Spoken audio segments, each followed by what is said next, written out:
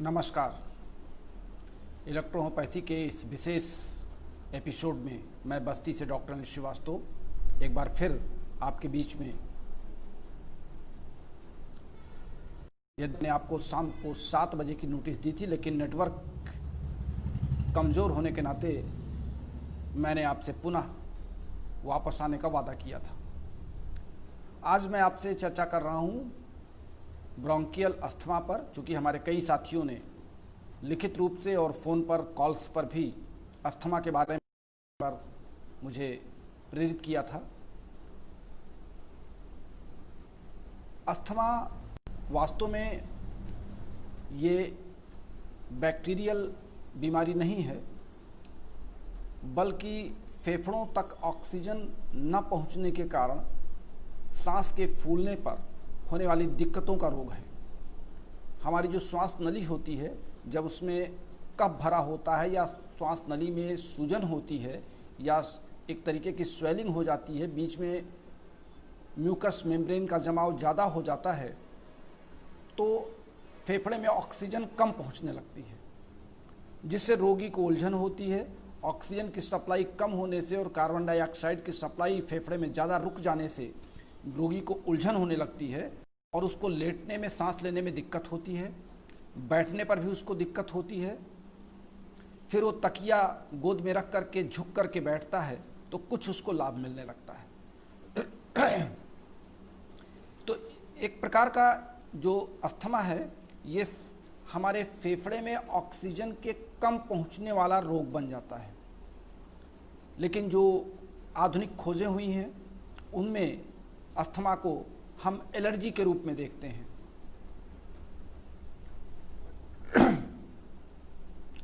जो विस्तृत आजकल की जो खोज और नई टेक्नोलॉजी के आधार पे हम ये कह सकते हैं कि अस्थमा या ब्रोंकियल अस्थमा, जिसे हिंदी में हम दमा रोग कहते हैं, ये एक तरीके का एलर्जिक डिजीज है। अब एलर्जी हमको किस पदार्थ से है, ये इसके बहुत से टेस्ट होते हैं, लेकिन जो देखा गया है कि मौसम के बदलते, विशेष करके अक्टूबर, फरवरी, मार्च में जब मौसम बदलता है, ठंड से गर्म और गर्म से ठंड होता है, तो उस समय हमारे श्वास नली में सांस लेने में दिक्कतों का सामना करना पड़ता है। अगर हम 20 पुरुषों को तलाशें तो 20 में से किसी एक पुरुष को इस तरीके के एलर्जी होने की संभावनाएं दिखाई पड़ती हैं। बच्चों में भी ये रोग 5 साल तक बहुत ज़्यादा होता है। 5 साल के बाद अपने फेफड़े में ऑक्सीजन को लेने के लिए खेल कूद करते समय उसके शरीर मजबूत होते हैं, तो 5 साल के बाद धीरे धीरे ये रोग बच्चे में कम होने लगता है। लेकिन 5 साल तक के बच्चों में सांस फूलने की बीमारी, मौसम के सर्द गर्म के बदलते समय सांस के फूलने की बीमारी, बच्चे में बार बार खों खों की आवाज़ आना, सांस में सीटी बजना, सांस लेने में या उतरने में सीटी का बजना, ये अनेक लक्षण हमको अस्थमा में दिखाई पड़ते हैं। भोजन के रूप में हम जो विभिन्न प्रकार के खाद्य पदार्थ लेते हैं, उन खाद्य पदार्थों के ऊपर अगर हम साग सब्जी की धुलाई ठीक से नहीं करते हैं तो उसमें भी कुछ ऐसे पदार्थ या कुछ ऐसे बैक्टीरिया होते हैं जिनसे हमारे श्वास नली को इन्फेक्शन हो सकता है, एलर्जी हो सकती है। हमारे एक होता है आर्थ्रोपोडा का जंतु है डस्ट माइट, जिसे हम कहते हैं। ये 0.3 mm का छोटा जीव है जो नंगी आँख से दिखाई नहीं पड़ता। ये हमारे पुराने गद्दे, तकिए, सोफे सेट के कवर में, हमारे बिछौने पर, हमारे चद्दरों पर, हमारे विभिन्न प्रकार के पाठ्य पुस्तकों पर, अलमारियों पर जमी हुई धूल पर, तमाम जगहों पर डस्ट माइट पाया जाता है, जिसके कारण हमारे जो नाक के अंदर की जो म्यूकस मेम्ब्रेन है वो इससे एलर्जिक हो जाती है और फिर अंदर सांस लेने में हमको दिक्कत होती है और हमारी सांस फूलने लगती है। विभिन्न प्रकार के एंजाइम्स, रसायन, रंग रोगन या ऐसे आहार जिनको घूंटने में या अंदर लेने में हमें को दिक्कत होती है, इस प्रकार के आहार से भी हमको एलर्जी हो सकती है। वैसे तो ये रोग वंशागत या हेरिडिटी कैरेक्टर माना जाता है। इसमें मानसिक तनाव या हवा में उड़ करके आने वाले विभिन्न प्रकार के धुआं, भूसा की गंध या सड़क पर उड़ने वाले धूल या कल कारखानों से निकलने वाले धुएं, ये सब एलर्जी के कारण बनते हैं। और इसके कारण हमारे माउथ से लेकर के नेजल चैम्बर और माउथ जो बक्कल कैविटी है, इससे लेकर के हमारे स्ट्रैकियल पार्ट में, जहाँ पर हमारा लैरिंग्स पार्ट है, वहाँ तक का जो पार्ट है ब्रोंकस का, ये टाइट हो जाता है। म्यूकस मेम्ब्रेन यहाँ पर स्वेल कर जाती है, फूल जाती है और हमको सांस लेने में दिक्कत होती है और ऑक्सीजन की सप्लाई फेफड़े की ओर कम जाती है। कभी कभी ये भी देखा गया कि जो दमा के रोगी होते हैं उनको दूध, अंडे, मछली, ईस्ट या सुरक्षित भोजन के, जिनको हम फ्रिज में रखे हुए भोजन करने से भी एलर्जी होती है। फ्रिज में चूँकि आपकी सल्फर डाइऑक्साइड या प्रेजेंटिव जैसे जो गैसें निकलती हैं, उससे भी एलर्जी होती है। तो एलर्जी किसी प्रकार से हो सकती है। कभी कभी ऐसा भी होता है कि अचानक हम बाहर से आए और पसीने पसीने हैं और इसके बाद हमने आते ही ठंडा पानी पी लिया या स्नान कर लिया, तो उससे भी हमको एलर्जी होती है। यानी गर्म और ठंड से भी एलर्जी होती है। हमको लगातार कॉन्स्टिपेशन बना रहे, पेट हमारा साफ ना हो, हमको फ्रेशनेस महसूस ना हो, गैस लगातार पेट में बनती रहे, जिससे हमारा ब्लड प्रेशर भी बढ़ सकता है, हेडेक भी बढ़ सकता है, हमारे क्रेनियल सिस्टम में भारीपन हो सकता है, कंधे और गर्दन में दर्द हो सकता है। इससे भी अस्थमा के लक्षण दिखाई पड़ते हैं। ब्रैंकियल अस्थमा आमतौर से बहुत ही सामान्य देखे जाने वाला रोग है, लेकिन ये बच्चों से प्रौढ़ में सभी में दिखाई पड़ता है।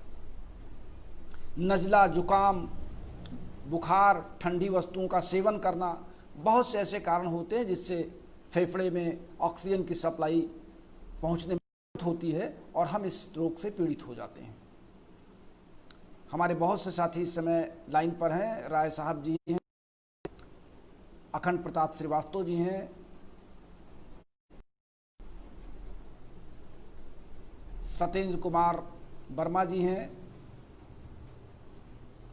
मकवाना जी हैं,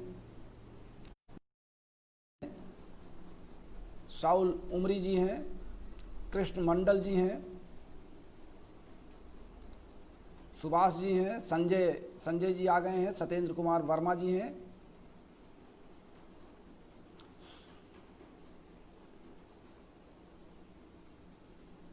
सुभाष कामन जी, आप सबका प्रणाम स्वीकार है, सबको नमस्कार है। तेजपाल जी भी आ चुके हैं और भारत सिंह परवार, सतेंद्र कुमार वर्मा जी, कैसे हैं आप? विनोद कुमार जी हैं। हमारे बहुत से साथी इस समय लाइन पर हैं। तो मैं आपको अस्थमा या दमा के बारे में बता रहा था कि एक एलर्जिक डिजीज है जिसके हमने आपको कुछ सिम्टम्स बताए हैं। रविकांत द्विवेदी जी भी आ चुके हैं। आपका यद्यप बहुत शॉर्ट नोटिस पर आप सब हमारे बीच में आ जाते हैं, मुझे बड़ी खुशी होती है कि आप सब डॉक्टर वीर बहादुर वर्मा जी भी इस समय लाइन पर हैं। हमारे बहुत शॉर्ट नोटिस पर आप सब जब लाइन पर आते हैं तो मुझे बहुत खुशी होती है। हमारे एक आज दिन में कई साथी इस बात की चर्चा कर रहे थे कि क्या सर आप जब 100 क्लास ले लेंगे तो क्या हम लोगों को छोड़ देंगे? नहीं, ऐसा नहीं है। मैं आपके वीडियो बना रहूँगा, जब जब आपको आवश्यकता है मेरी सेवाएं हाजिर हैं। पुस्तक लिखना मेरी मजबूरी इसलिए बन गई है कि आप सब ने मुझे बाध्य किया है। पुस्तक लिखना मेरा पेशा नहीं था, पुस्तक लिखना मेरा व्यवसाय नहीं था और ना ही मैंने उससे कोई व्यवसाय बनाने का इरादा रखा है। हमारे बहुत से साथियों ने कहा था सर आप अपने पुस्तक के लास्ट में 10 पेज हम लोगों को दीजिए, हम लोगों के विज्ञापन, हम लोगों के क्लिनिक के एड्रेस, हम लोगों की फ़ोटो, तो जब मैंने प्रेस से कांटेक्ट थोड़ा सा बनाने का प्रयास किया तो मुझे लगा कि कलर्ड पेज का जो रेट होता है और जितना उसमें खर्चा आता है उनके क्लिनिक का विभिन्न रंग का रंग मोड करने में, तो मैंने आज आपको एक पोस्ट डाली थी। हालांकि उस पोस्ट पर आप सबके कई तरह के जवाब भी आए। कई लोगों ने जो हमको सहयोग दिया है एडवांस बुकिंग के लिए, मैं उनके नाम तो अपनी पुस्तक में एक लिस्ट बना करके डालूंगा। उसके अतिरिक्त भी आप में से बहुत से लोगों ने हमारे पुस्तक या लैपटॉप के अलावा हमको अनेक सहयोग दिए हैं, मैं उनके भी नाम अपनी पुस्तक में दूंगा। हमारे कई साथी आज ये कह रहे थे कि सर आप स्वयं दवा बनाने की ओर अग्रसर हों, तो मैं अपने उन साथियों को बता दूं कि मैं एक विशुद्ध प्रैक्टिशनर हूं और मैं प्रैक्टिस करने में करता हूं। अगर एक प्रैक्टिशनर या जो प्रैक्टिस करता है अगर वो हर क्षेत्र में उतर जाएगा तो फिर उसका काम हर जगह अधूरा रह जाएगा। मुझे प्रैक्टिस करने दें, मेरे को आप सब लेते रहें, मैं आपको शेयर करता रहूँगा। जैसा कि मैंने अपनी पूर्व नोटिस में कहा है कि कल से मैं अपने 10 चिकित्सक साथियों से प्रतिदिन बात करूंगा दोपहर में 2 बजे से 3 बजे तक। हम अल्फ़ाबेटिकल आपसे बात करेंगे।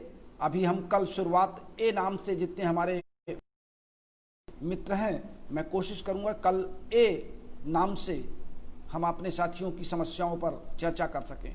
इसी तरीके से एक एक दिन में हम ABCD के हिसाब से चलेंगे और आप तक पहुंच जाएंगे। जब भी आपका नंबर आएगा हम आपको फ़ोन कॉल हम करेंगे, आप हमें नहीं करेंगे, हम आपको करेंगे। और आपके फ़ोन कॉल्स जब हमारी तरफ से फ़ोन कॉल जाएगा तो आप अपने सवालों को हमसे कर सकते हैं। अब आइए चर्चा करते हैं दमा पर इलेक्ट्रोहोम्योपैथी की चिकित्सा की। इलेक्ट्रोहोम्योपैथी चिकित्सा के दृष्टिकोण से, जैसा कि जो मेरे नए साथी हैं उनको थोड़ा समझने में दिक्कत होगी, लेकिन पुराने साथी इस बात को समझ रहे होंगे कि हमने आपको शुरुआती दौर में अपने 3 फार्मूले बताए हैं: डाइजेस्टिव सिस्टम, एक्सक्रेटरी सिस्टम और CNS यानी सेंट्रल नर्वस सिस्टम। अब देखना ये होगा कि जो दमा का रोग है या अस्थमा का रोग है ये हमारे किस सिस्टम पर डिपेंड करता है। जैसा कि आपको पता है कि ऑक्सीजन की सप्लाई अधिक से अधिक देने के लिए हमको L2 का प्रयोग करना ही पड़ेगा, क्योंकि हमने, आपको याद होगा, आज ये बहुत अच्छा चैप्टर है, इस पर कई लोगों ने विवाद खड़ा किया था कि मुझे एनाटॉमी और फिजियोलॉजी नहीं आती है। लंग्स को मैंने डाइजेस्टिव सिस्टम में ले लिया, जबकि ये एक अलग से रेस्पिरेटरी सिस्टम है और इसको मैंने एक्सक्रेटरी सिस्टम में भी डाला। आज मैं इस बात की पुनः चर्चा कर देता हूँ कि लंग्स को डाइजेस्टिव और एक्सक्रेटरी दोनों सिस्टम में लेने का जो मेरा उद्देश्य है वो ये है कि लंग्स एक एनर्जिक ऑर्गन है। लंग्स ऑक्सीजन की सप्लाई को लेकर के हमारे विभिन्न कोशिकाओं को ऊर्जा प्रदान करता है, इस नाते हमने उसको एनर्जिक इनपुट ऑर्गन माना है। इस बात को फिर से सुन लें, एनर्जिक इनपुट ऑर्गन। और लंग्स ही हमारा CO2 को बाहर निकालता है, तो हमने इसको एनर्जिक आउटपुट ऑर्गन भी माना है।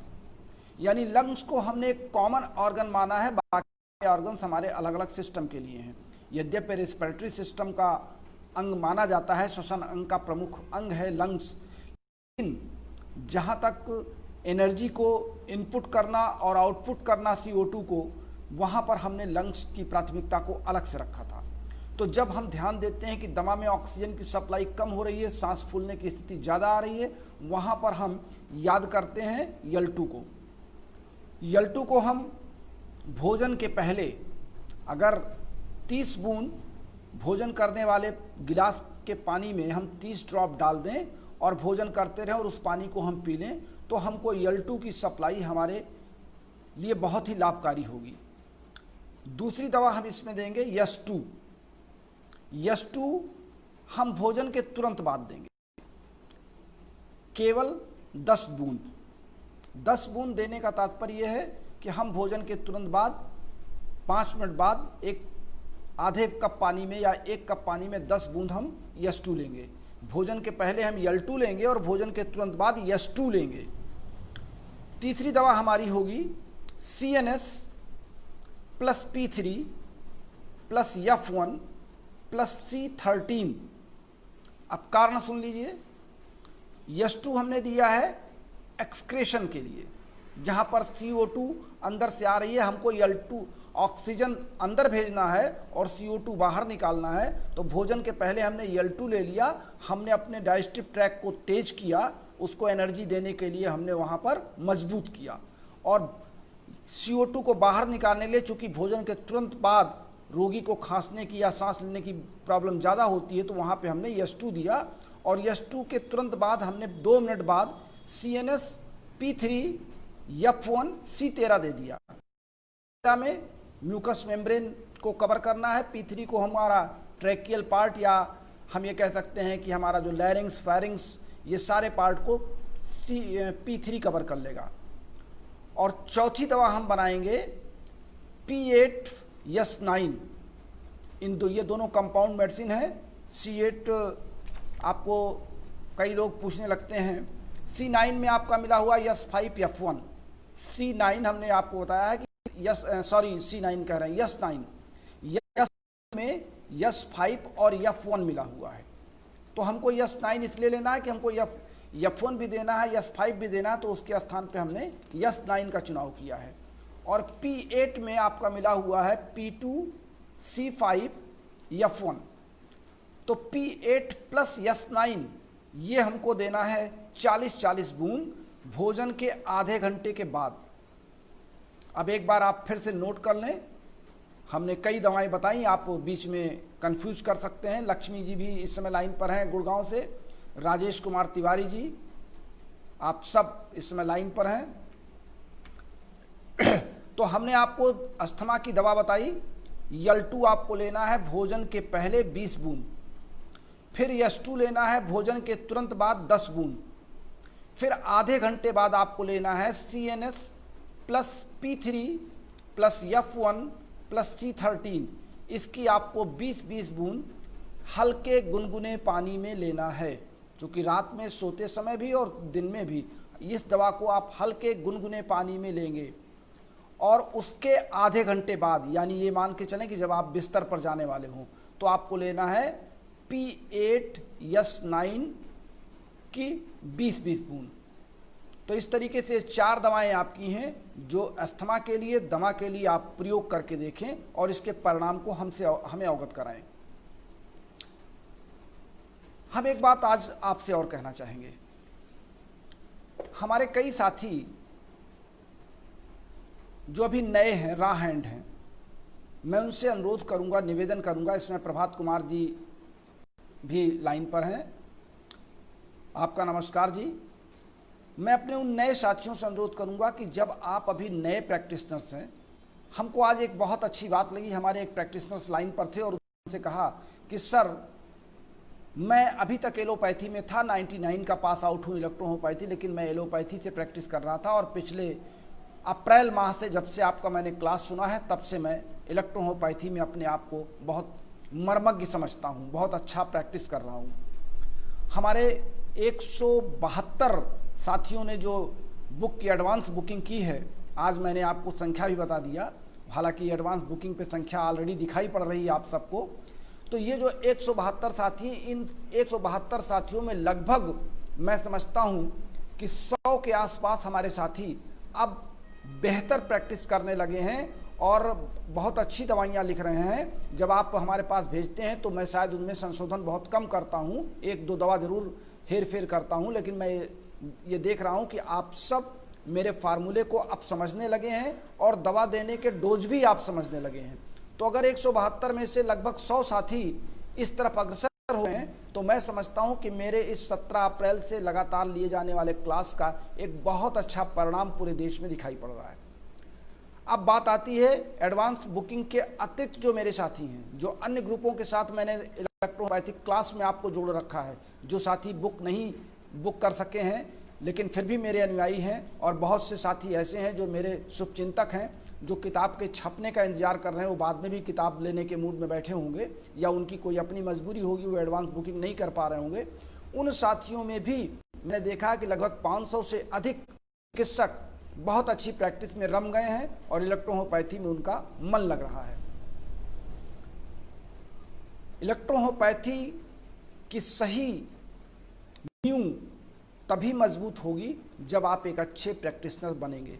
और अच्छे प्रैक्टिशनर्स बनने के लिए आपको इलेक्ट्रोहोम्योपैथी में L2, L3 और CNS के देने के तरीकों पर गंभीर होना पड़ेगा।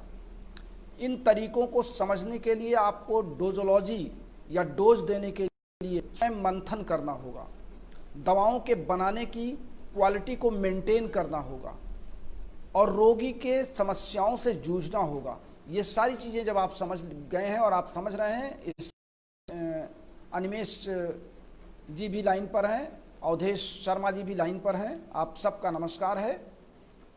डॉक्टर राशिद अंसारी जी भी लाइन पर हैं, डॉक्टर DP अहिवार जी छत्तीसगढ़ से लाइन पर हैं, हृकेश सत्यपथी जी भी लाइन पर हैं।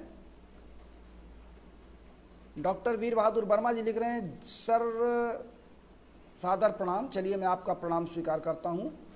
फैटी लीवर पर doctor Rashid Ansari fatty liver पर चर्चा कर अंसारी जी, मैं इस पर चर्चा करूँगा। अभी मैं शाम को हमारे करीब 4-5 साथियों ने मुझसे चर्चा किया फ़ोन पर, और लोगों का कहना यह है कि सर आप ऐसे रोगों पर चर्चा ना करें जिन रोगों पर रोगी सीधे एलोपैथिक डॉक्टर के यहाँ या मेडिकल कॉलेज या डिस्ट्रिक्ट हॉस्पिटल की ओर भागता है।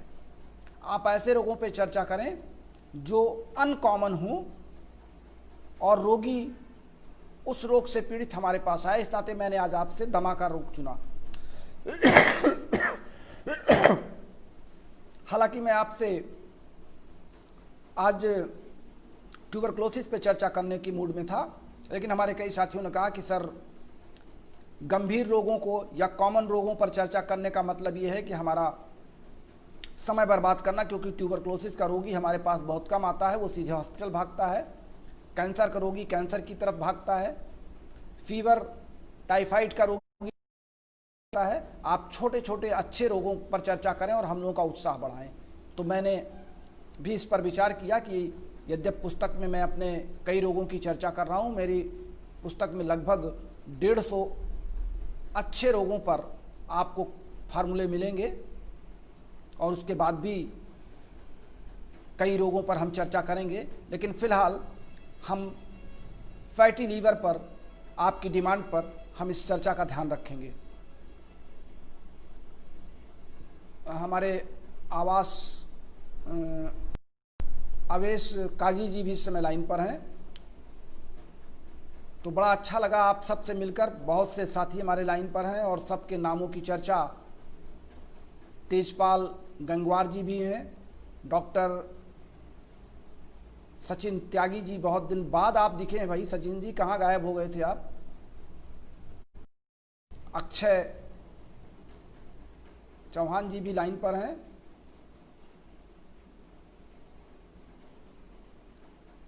अवधेश शर्मा,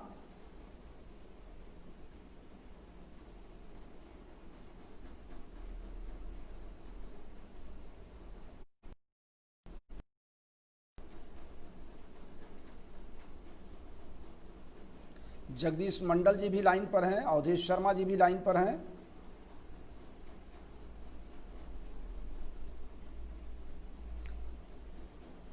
मैंने आपसे कुछ साथियों के नाम पूछे थे, उनके फ़ोन नंबर्स पूछे थे। क्योंकि वो नंबर्स उनके कार्यरत नहीं हैं और वो उनके व्हाट्सएप भी उस नंबर पर नहीं चल रहे हैं। तो अगर आप में से किसी के पास उनके नंबर हों तो मुझ तक पहुंचाएं। तो आज हमने आपसे चर्चा किया ब्रोंकियल अस्थमा या दमा पर, और मैंने आपको 4 दवाएं बताई हैं। जो साथी हमारे देर से लाइन पर आए हैं वो एक बार पुनः सुन लें कि हम अस्थमा में भोजन के हम L2 देते हैं, भोजन के तुरंत बाद S2 देते हैं, उसके आधे घंटे बाद हम CNS P3 F1 C13 देते हैं, और उसके आधे घंटे बाद यानी सोते समय हम देते हैं P8 S9। डॉक्टर रफ़ीक इस समय लाइन पर हैं। रफ़ीक जी आपका भी स्वागत है। तो अब आज के इस क्लास में बस इतना ही। कल फिर आपसे मिलेंगे क्लास नंबर 90 पर।